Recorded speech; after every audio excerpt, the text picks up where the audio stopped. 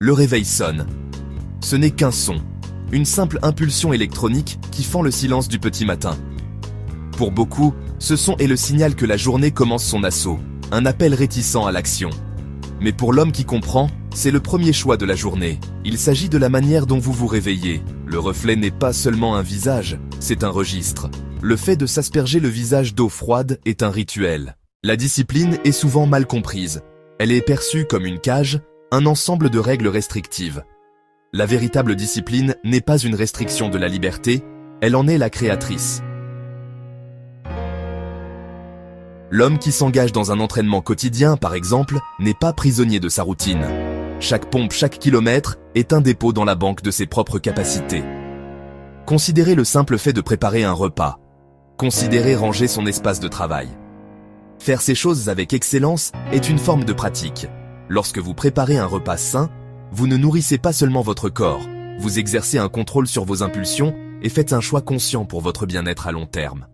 Faire la vaisselle n'est pas une corvée, c'est une chance de s'entraîner à terminer ce que l'on commence. Faire son lit, c'est votre première réalisation de la journée, une petite victoire. La croissance est rarement un événement spectaculaire. C'est un processus silencieux, progressif. Les progrès les plus significatifs se produisent dans les marges. Ce sont les 20 pages d'un livre lu chaque soir avant de dormir. Ce sont les 15 minutes passées à pratiquer une nouvelle compétence ou une langue chaque matin. Ces efforts sont presque invisibles au quotidien. Ces habitudes discrètes et silencieuses sont comme empiler des grains de sable. Un grain n'est rien. Mais si vous continuez à ajouter un grain, chaque jour, sans faute, vous finirez par construire une montagne. L'homme qui se consacre à ce travail lent et régulier construit une formidable forteresse intérieure. Tandis que d'autres cherchent des raccourcis, ils posent les fondations, brique par brique. La maîtrise n'est pas un acte, mais une habitude. La cohérence elle-même est la compétence qu'il perfectionne. Cette croissance invisible se cumule avec le temps. La discipline de ces petites habitudes déborde sur des défis plus importants.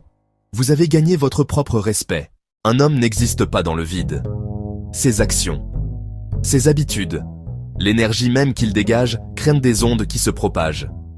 Au travail, les collègues remarquent l'homme, toujours préparé, calme sous la pression, fiable. Sa compétence tranquille devient une norme, une source tacite de stabilité pour toute l'équipe. Cette influence est ressentie encore plus profondément au sein de sa famille et parmi ses amis. Ses enfants voient un père qui tient ses promesses, qui prend ses responsabilités au sérieux. Il leur enseigne la discipline non par des sermons, mais par son exemple quotidien. L'homme discipliné devient un leader accidentel. Il ne cherche pas de disciples, mais son exemple